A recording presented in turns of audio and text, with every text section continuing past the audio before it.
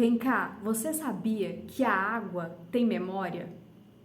Que a água é influenciada pelo ambiente? Se você tiver um ambiente negativo, essa energia é passada para a água. Está num ambiente positivo, de amor, gratidão, essa energia é passada para a água.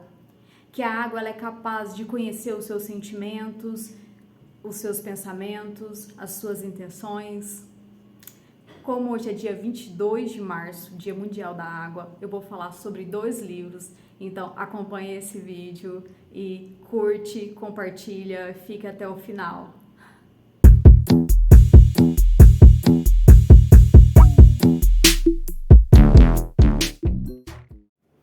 Hoje, 22 de março, Dia Mundial da Água, e é claro que eu preciso fazer um vídeo falando sobre a importância da água. E para isso eu vou discutir 2 livros do Masaru Emoto, As Mensagens da Água e A Vida Secreta das Águas. O foco vai ser mais nas mensagens da água, porque eu vou mostrar aqui as imagens para vocês no final do vídeo. E também vai ser um vídeo breve, eu não preparei esse vídeo, estou fazendo aqui no dia 22 e lembrei que preciso fazer um vídeo do Dia da Água, tanto é que eu tinha preparado para fazer o que eu já fiz há uns anos atrás, que eu dei uma palestra sobre a água, e só que mais na questão ambiental. Mas aqui eu achei mais interessante como o canal refere-se a livros, então eu lembrei desses 2 livros do Emoto, então eu vou fazer um comentário bem breve sobre esses livros. Então, do que se trata? O Emoto, ele tinha essa curiosidade sobre a água, as propriedades da água, e no livro ele traz assim um novo olhar sobre como enxergar o que é a água, né? Que vai além de ser uma fonte, a gente sabe que é uma fonte de vida, mas a gente vê só como forma de suprir as nossas necessidades. E ele vai além. Então, a partir do momento que ele leu um livro a respeito que falava que nenhum floco de neve é igual ao outro, ele teve a curiosidade de fazer um experimento na água no estado sólido, como gelo. Então ele pegou diversas amostras de água de diferentes lugares, de diferentes fontes. Então ele pegou água de rios, águas de chuva, água da torneira e de vários lugares, né? Diversas amostras de cada uma. Então 100 amostras para cada condições diferentes e fontes diferentes. E aí ele colocou essa amostra em 10 ml de cada amostra em um prato e levou ao congelador. Eu não lembro se foi se não me engano, a menos 30 graus Celsius, eu acredito que foi isso.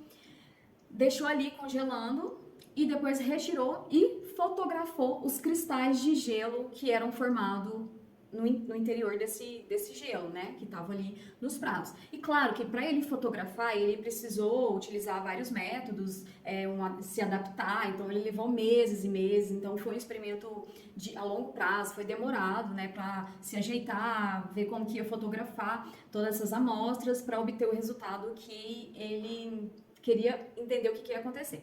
Enfim, o que ele observou nas fotografias dessa água congelada? Ele observou que formava cristais no interior do gelo. Algumas formavam cristais bonitos, harmônicos, já outros cristais eram deformados, então ele não era um cristal bem definido, que tem toda uma geometria. Vou mostrar as fotos para vocês, é bem interessante, vai acompanhando que vai ficando mais surpreendente aí para quem não sabe do que se trata, ou se já ouviu falar. Esse Masaru Emoto é bastante famoso, bastante conhecido, então essa história já é bem conhecida, mas segue aí o vídeo para vocês entenderem o que parece loucura, mas que para mim faz todo sentido.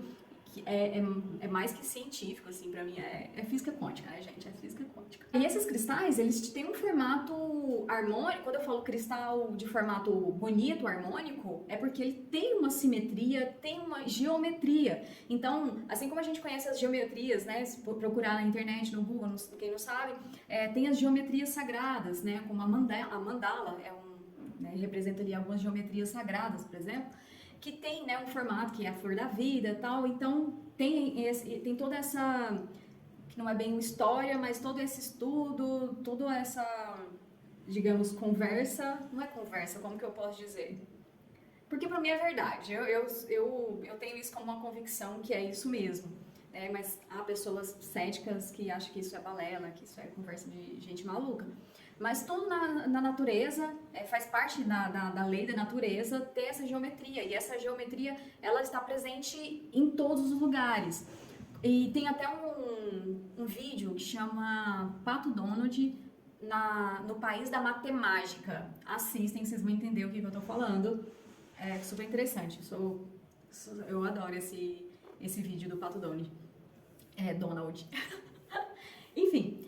E aí, então ele fez essas fotos, né? Então ele tem, como ele é do Japão, aí tem foto de Tóquio, de outras regiões, aí tem as fotos e aí tem essa diferenciação, quais foram aquelas que formaram cristais e quais que não formaram. Então o que ele detectou? A água limpa foram as que formaram cristais. A água de torneira não formou cristal. Água de rio, se o rio é poluído, não formou cristal. Alguns começavam a formar o cristal, mas tinha uma deformação. Eu vou mostrar no final do vídeo tudo isso para vocês. Então vai acompanhando. A conclusão disso é que água limpa, água pura, forma cristais harmônicos, bonitos. Água de torneira ou água poluída de um rio não forma cristais bonitos. E aí, depois desse experimento, ele e um outro pesquisador resolveram fazer um outro experimento, que era expor essas amostras agora na presença de música.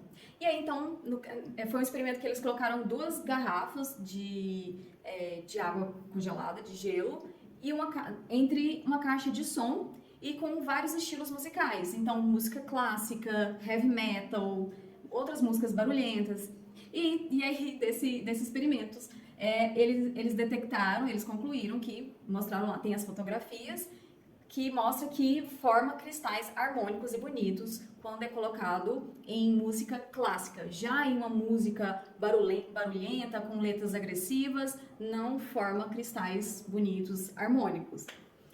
E aí depois, né, isso repercutiu no Japão, no mundo, e aí teve outros pesquisadores que resolveram fazer um outro experimento, que não foi com água, foi com arroz cozido, né? E nesse experimento mostra que eles colocaram um arroz cozido com palavras de gratidão, de amor, um arroz cozido com palavras de eu te odeio, palavras agressivas, e uma amostra de arroz cozido sem nenhuma palavra. E o que eles detectaram, né? A conclusão, eles mostraram, o resultado foi que o arroz cozido com palavras de amor e gratidão, ele, como estava fechado numa garrafa, ele demorou mais a apodrecer dentro dessa garrafa. Então, o apodrecimento foi mais lento do que o arroz com palavras negativas.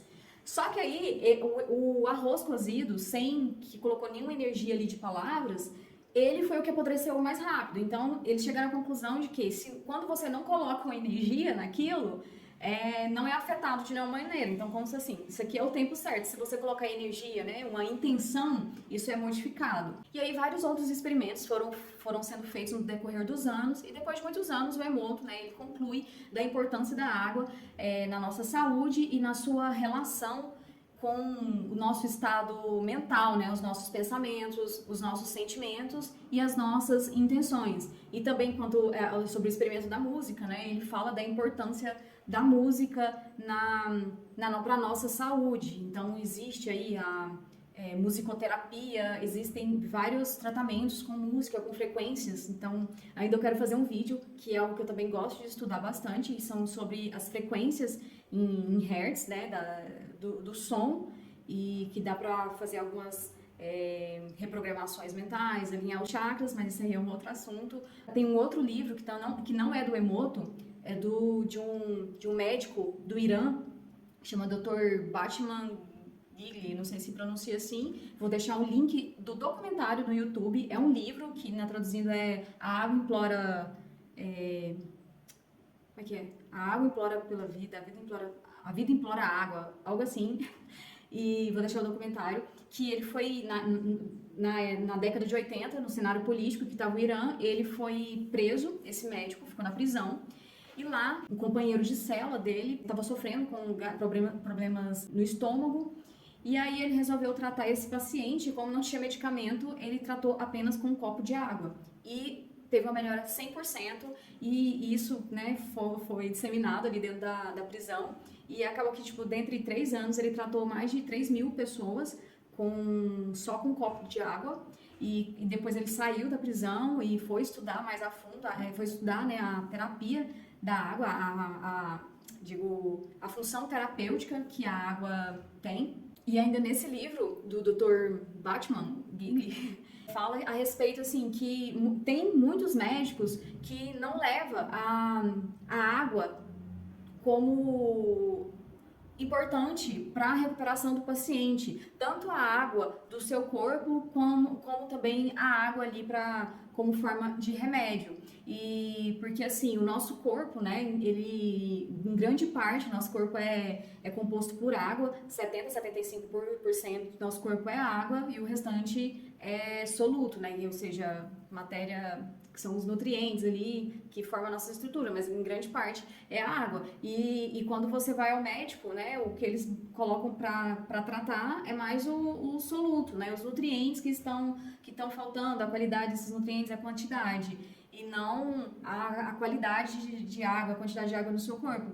Traz também a respeito da racionalização de água do nosso corpo, que o nosso corpo, quando ele está com falta de água, ele entra em um processo fisiológico semelhante ao estresse. Então, ele entra num estresse hídrico. E por isso que a gente precisa estar sempre consumindo água. Porque, por exemplo, a gente achar que a gente só deve beber água quando a boca fica seca, né? Que a gente fala, tô com sede, a boca secou. Na verdade, isso é o último recurso do seu corpo para ele falar para você, tipo assim, para ele indicar que você precisa beber água. Entende? Isso é o último recurso. E então, assim, a gente não precisa sentir a sede para beber água. Então ele nesse livro traz esse assunto também de como funciona essa água no nosso organismo e tem tudo a ver, né? O fluxo de água, se a gente fazer uma analogia com o rio, né? Então a água parada, ela é uma água que apodrece. A água, ela precisa fluir, entrar em fluxo, circular, e o rio, ela precisa se movimentar, certo? E tanto que no livro do Emoto, quando ele pega amostras de água que é de cachoeira, de água corrente, são os cristais mais bonitos que são formados. Então, assim, porque é uma água que está em circulação. E isso também remete à água que está no nosso corpo. Por isso que a gente precisa estar sempre fazendo atividade física, se movimentando, porque isso é saudável, isso é benéfico. E o Emoto também sugere que quando você estiver se sentindo mal, para você ir em um lugar onde tem água em movimento, uma cachoeira, ou então até ligar a água de uma torneira para ficar olhando a água correr, né? E que isso faz bem, te traz bem-estar. E tanto também que ele fala a respeito de o quanto alivia quando você tá com uma febre e aí você toma banho e isso alivia. Então ele dá bastante ênfase a esse poder vital que a água tem. Vou mostrar aqui melhor para vocês as imagens desse livro. E enquanto isso, ajuda o canal, curte, compartilha, comenta aqui, tá? Tira suas dúvidas aqui nos comentários. Mande quantas mensagens você quiser, eu vou responder por aqui. E quem não está inscrito no canal, se inscreva. E é isso, eu agradeço. E vamos que vamos. Bom, então essa aqui é a primeira foto que eles conseguiram tirar. A primeira fotografia de um cristal. Então dá para observar, né, a simetria, essa geometria que eu falei. E aqui são os experimentos. E mais uma coisa, aqui, ó, essa foto eu achei interessante, porque isso aqui é quando o gelo já tá derretendo, então o cristal ele vai criando essa imagem. Aqui nessa parte do livro, né, o Emoto, ele fala que isso aqui é a letra do nome água em japonês, né, e é as mesmas letras para escrever água. Em japonês não, desculpa, em chinês. É uma letra chinesa. E isso aqui me lembrou bastante, que chama hilo. Hilo, quando você olha um amido de milho, amido de mandioca, enfim, você observa no microscópio algo parecido com isso. Claro que esses amidos também é diferente. Enfim, o que isso tem a ver? É porque, assim, na natureza tá tudo relacionado, tá tudo correlacionado. Não tem nada inventado, né? Então, tudo existe uma lógica. E é incrível. Então, isso aqui, as fotografias deles no laboratório.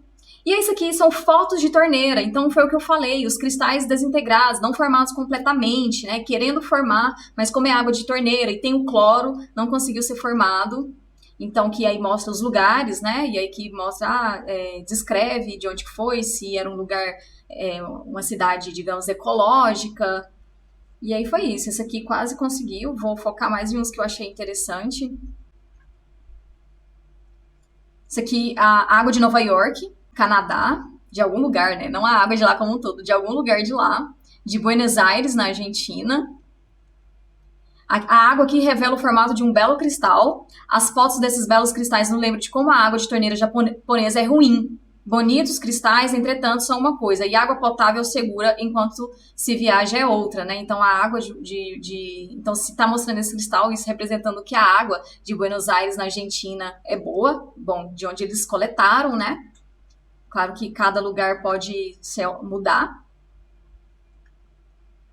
E aqui a gente tem água da fonte, água de fonte, né? De rios, cachoeiras. Então, aqui essas geometrias já estão um pouco mais melhores, né? Menos deformadas, mas não quer dizer que todas são limpas também. Deixa eu ver, achar alguma interessante. Rios, lagos e pântanos.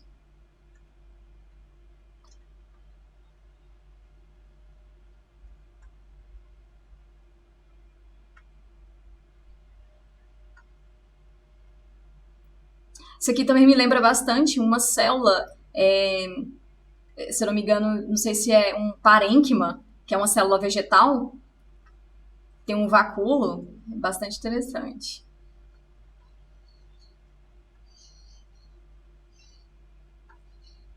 Se você está vendo deformidade, é provável que o lugar aqui vai estar descrito que o lugar é poluído e tal, né? Enfim, gente, é isso. Eu vou deixar. Quem quiser, eu vou fazer o seguinte: quem quiser esse PDF, manda nos comentários com o e-mail que eu envio. E eu vou enviar também o documentário por e-mail. Então me peça o documentário, se vocês não conseguirem achar, claro que vocês podem pesquisar aí no Google. Quem não achar, quem não conseguir ter acesso, me pedem que eu mando para vocês por e-mail. É isso, gente. Valeu!